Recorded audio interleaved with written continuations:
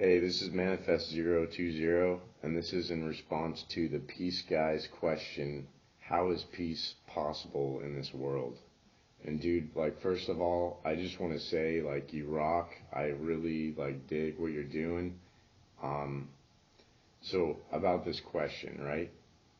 This question is huge. It's so insanely complex. Like, I don't even really know how to attack it, right? But I'm gonna give it my best shot, and we'll see how it plays out.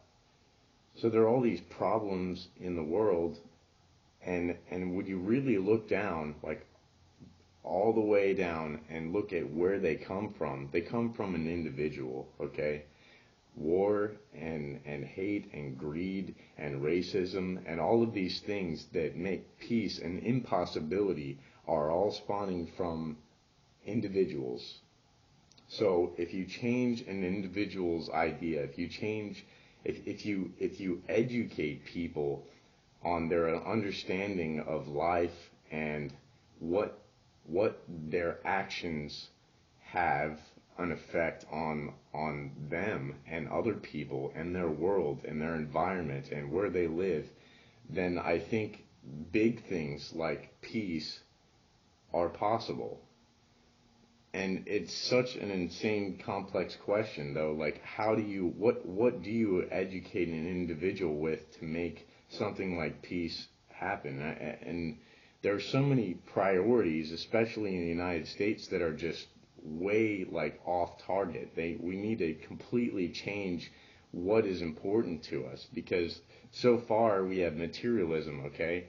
Materialism is a big part of why we go to war, okay? Because the earth has only so many resources, and through materialism, we're not living in efficiency. I mean, how many things do you own that you don't really need? Because there are people in other countries that don't have what you have, okay? And instead of trying to like have society mold what you need to have in order to feel successful, to feel like a good person, I think these ideas need to be completely thrown out, because what you own has no effect on how successful you are. Your successfulness, in my opinion, is how educated you are and how spiritually involved you are, how much you've grown over the years, how much you understand, and how you react to your environment. Because when you take something like materialism and you have all of these things that you really don't need, not only are you imposing on your own freedoms because you can't afford the next rent because you bought a new car, or to impress the people around you, but you're also imposing restrictions on people in other countries. And some people, are threatened by this. They don't have food, they don't have water, and so power and greed are a big problem in the peace.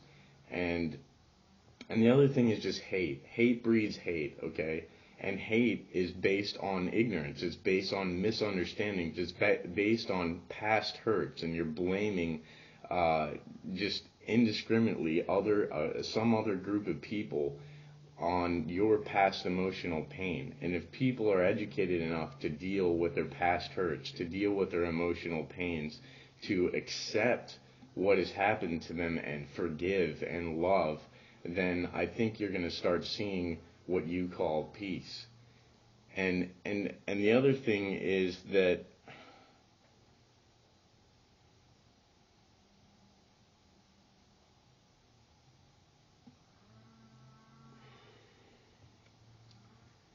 the other thing is that there are just all of these little problems inside an individual's ideas and belief systems that need to change in order for something that big to happen. So if we could use YouTube as a medium to educate people with what their priorities probably should be, and we change the majority's mindset one idea at a time, one person at a time, then I think we have a good chance for world peace. And that's my perspective on that. So thanks for having me. Thanks for listening. And I'll talk to you later.